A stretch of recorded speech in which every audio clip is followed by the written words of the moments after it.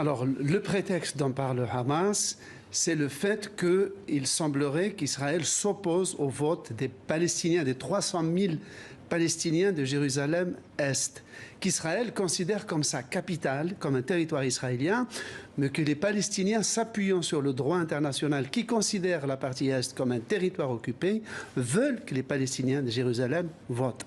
Donc c'est un prétexte sérieux, juridiquement parlant. Des élections palestiniennes sans Jérusalem ne sont pas de vraies élections.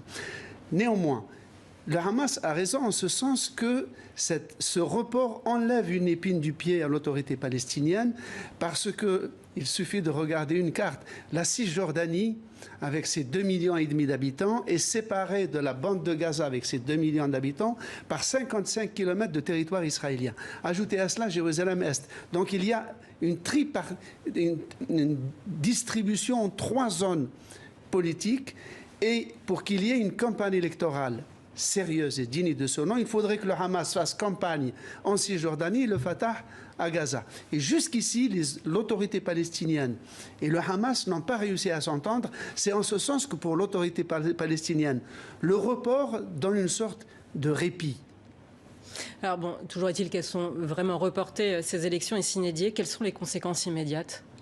Alors les conséquences immédiates, on l'a vu dans la protestation de ce jeune Palestinien, c'est la continuation du statu quo qui est en fait une impasse.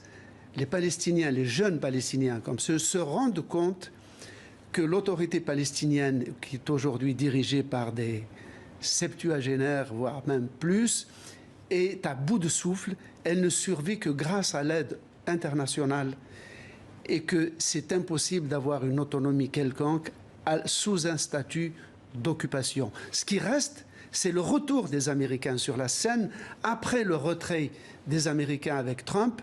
Maintenant, avec Joe Biden, il redonne de l'aide aux Palestiniens et remet sur la table la solution à 2 États.